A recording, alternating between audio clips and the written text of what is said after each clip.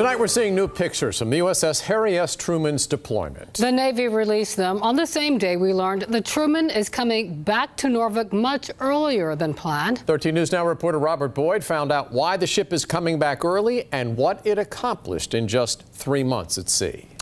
Well, David, today I had a chance to speak with Admiral Christopher Grady in an exclusive interview. He said bringing back units earlier than scheduled at a moment's notice just shows how flexible the Navy can be.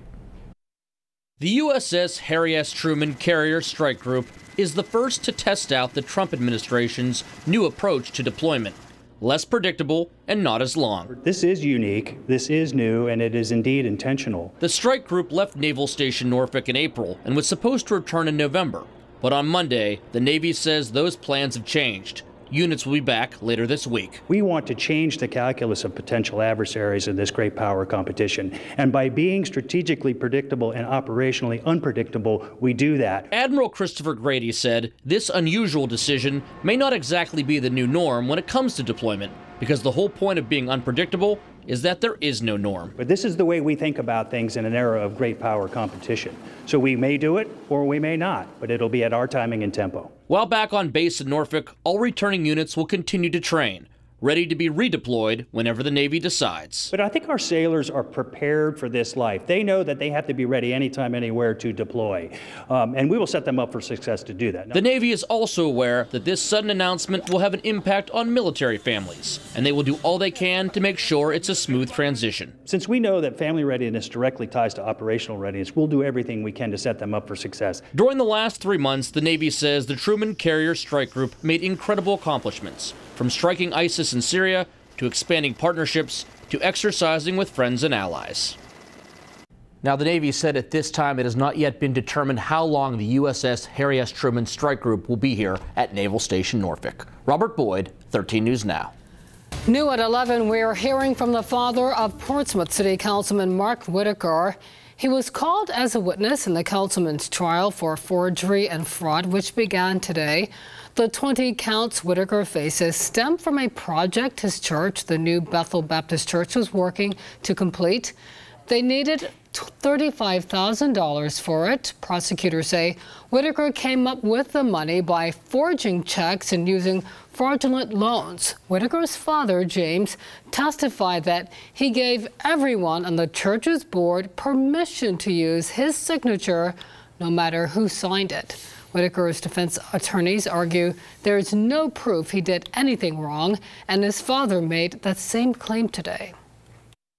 We, didn't have the funds at the time. We didn't look at it as something going wrong. We just looked at it as a challenge that we could overcome.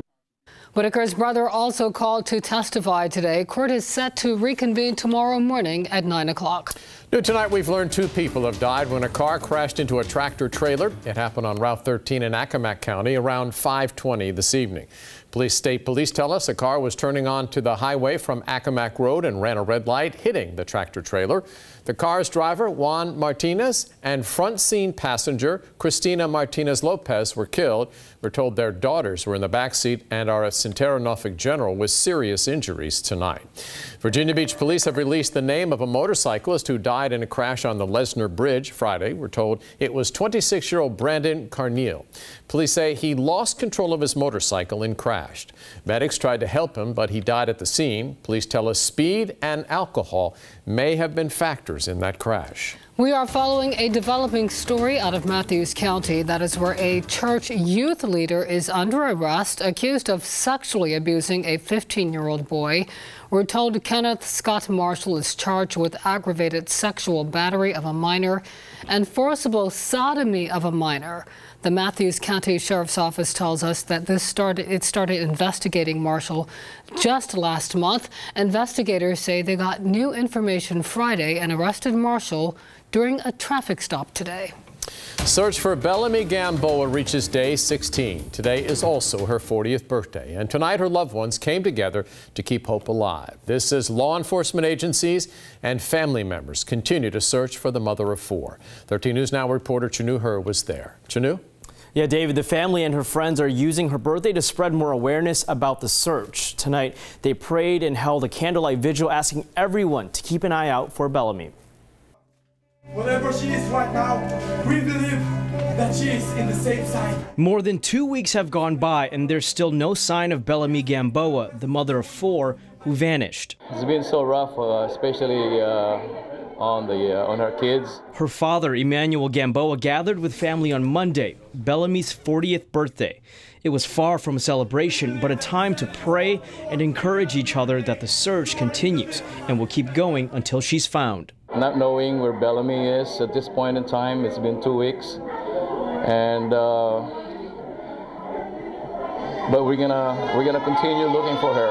You know, we can't stop. If anyone knows anything out there, how important obviously Bellamy is to her family and her children, of course. Friends and family have been doing their own searches for Bellamy since she went missing, pitching in during their own time. Meanwhile, Virginia Beach Police and the FBI are also on the case. We're working around the clock trying to find Bellamy. So in that regard, I'm very thankful. Emmanuel says he's also grateful for the community, which has stepped up to help search and also fundraise for the family. Hopefully this team effort can bring Bellamy home. We can't stop. We're doing it for Bellamy. We need to bring her home. Now, Virginia Beach Police is the head on this case. If you know anything, you're asked to call them. Chinu Hurt, 13 News Now. We have a health alert tonight involving your four-legged friends. Taking dogs to the beach could be dangerous. While they play in the sand and surf, they could be ingesting too much salt water. Vets say that can mess with their stomachs and in serious cases cause life-threatening brain swelling. You should also stop your dog from eating sand. It can block their intestines and make them sick. So veterinarians say don't let your dog swim all day. Give them breaks and plenty of fresh water, and if they don't seem right at the end of the day, take them to your vet. Right now, the president is back in the U.S. after meeting with Russian President Vladimir Putin. And even members of Trump's own party are calling him out for comments he made during a press conference he held after that meeting. ABC's Molly Hunter reports from Finland. It all started with a handshake, the two leaders approaching each other Monday morning after Russian President Vladimir Putin left President Trump waiting for 45 minutes. They met alone with only their two translators for more than 2 hours. And then this, President Trump given the opportunity to hold Putin's feet to the fire, but he didn't do it. Do you hold Russia at all accountable for anything in particular? Yes, I do. I hold both countries responsible. I think that the United States has been foolish. I think we've all been foolish, and I think we're all to blame. I think that the probe is a disaster for our country. I think it's kept us apart. It's kept us separated. There was no collusion. And again, right there, standing next to President Putin, missed the chance to condemn the Russian president and side with his own intelligence agencies. President Putin denied having anything to do with the election interference in 2016. Every U.S. intelligence agency has concluded that Russia did. Who do you believe? My people came to me, Dan Coates came to me, and some others. They said they think it's Russia. I have President Putin. He just said it's not Russia. I will say this. I don't see any reason why it would be. President Putin was extremely strong and powerful in his denial today. It was shameful, and I never thought I'd see an American president throw the intelligence community under the bus like that. And from a stalwart Trump ally, Newt Gingrich, tweeting, "It is the most serious mistake of his presidency and must be corrected immediately." On his way back home, the president started the damage control, tweeting, "I have great confidence in my intelligence people," he said. "I also recognize that in order to build a brighter future, we cannot exclusively focus on the past." And the most striking thing about that tweet is that in that press conference, President Trump was given the opportunity to side with his own intelligence agencies, and instead, he sided with Putin. Molly Hunter, ABC News, Helsinki.